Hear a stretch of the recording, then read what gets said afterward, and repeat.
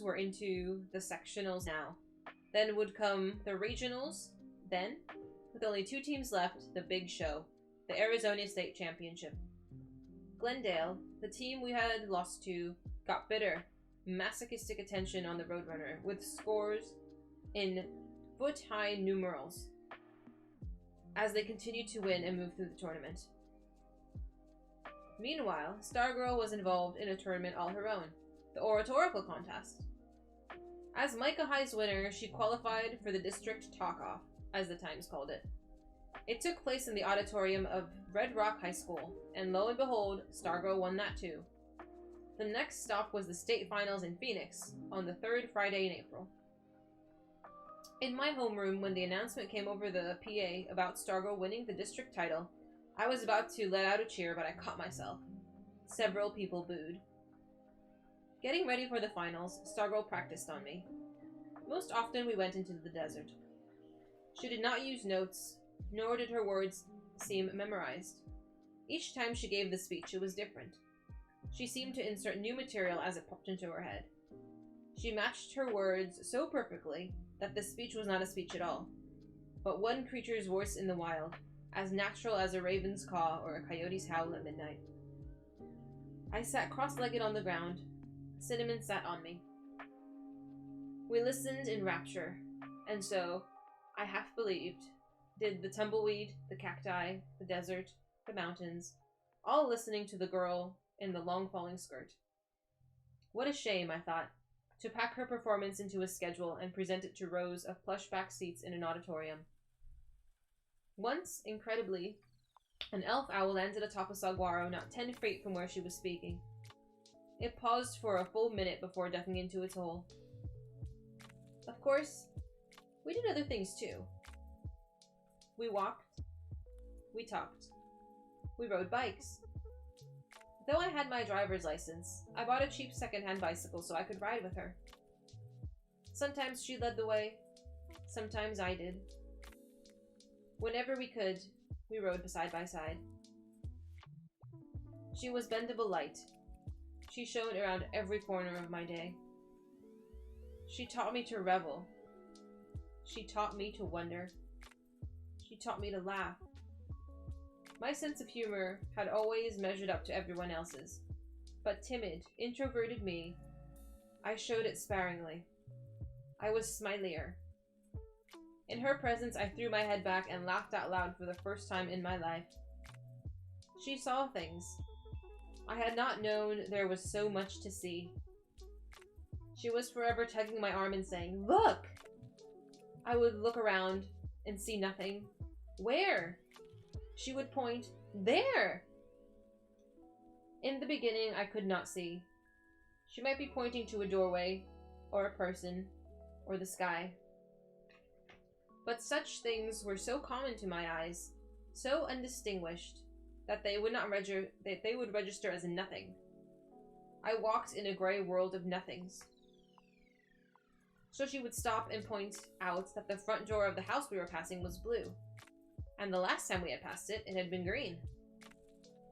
And that, as near as she could tell, someone who lived in that house had painted the front door different colors several times a year.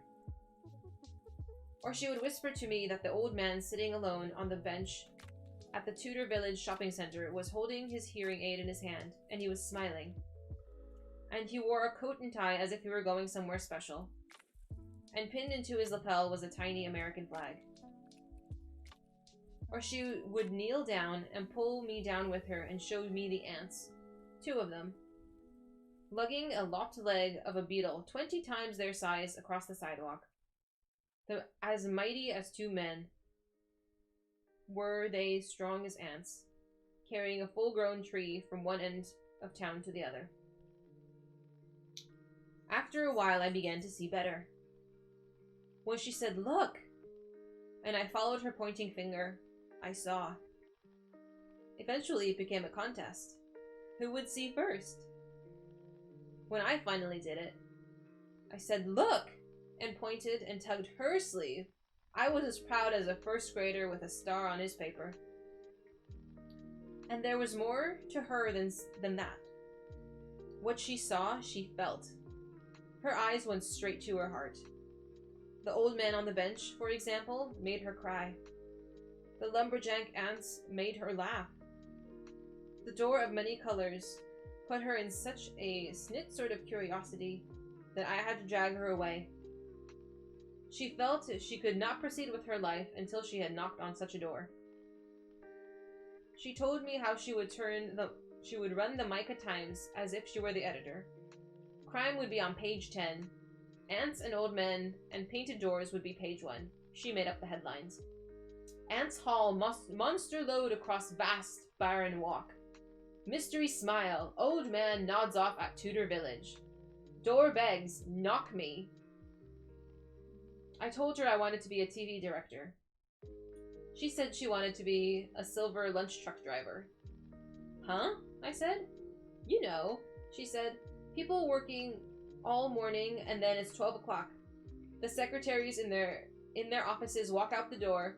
The construction workers put down their hard hats and hammers. And everybody's hungry. And they look up and there I am. No matter where they are, no matter where they work, I'm there. I have a whole fleet of silver lunch trucks. They go everywhere. Let lunch come to you. That's my slogan. Just seeing my silver lunch truck makes them happy. She described how she would roll up the side of the panels and everyone would practically faint at the cloud of wonderful smells. Hot food, cold food, Chinese, Italian, you name it. Even a salad bar. They can't believe how much food I fit into my truck. No matter where you are, out in the desert, the mountains, even down in the mines, if you want my silver lunch service, I will get it to you. I will find a way. I tagged along on missions. One day she bought a small plant, an African violet, in a plastic pot on sale for 99 cents at the drugstore. Who's it for? I asked her. I'm not exactly sure, she said. I just know that somebody at an address on Marion Drive is in the hospital for surgery. So I thought whoever's back home could use a little cheering up. How do you know this stuff? I said. She gave such a mischievous grin. I have my ways. We went down to the house on Marion Drive.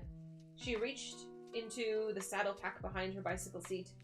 She pulled out a handful of ribbons. She chose a pale violet one that matched the color of the tiny blossoms and stuffed the remaining ribbons back into the seat pack. She tied the violet ribbon around the pot. I held her bike while she set the plant on the front door. Riding away, I said, "Why didn't you leave a card or something with your name on it?" The question surprised her. Why should I? Her question surprised me. Well, I don't know. It's just the way people do things. They expect it. They get a gift. They expect to know where it came from. Is that important? Yeah, I guess. I never finished that thought. My tires shuddered as I slammed my brakes onto a halt. She stopped ahead of me. She backed up. She stared. Leo, what is it? I wagged my head. I grinned. I pointed to her. It was you. Me what? 2 years ago. My birthday. I found a package on my front step. A porcupine necktie. I never found out who gave it to me. She walked her bike alongside mine. She grinned. A mystery. Where did you find it? I said. I didn't. I had my mother make it. She didn't seem to want to dwell on the subject. She started pedaling and we continued on our way. Where were we? She said. Getting credit? I said. What about it? Well, it's nice to get credit. The spokes of her rear wheel spun behind the curtain of her long skirt. She looked like a photograph from 100 years ago. She turned her wide eyes on me. Is it? She said. And that was chapter 20.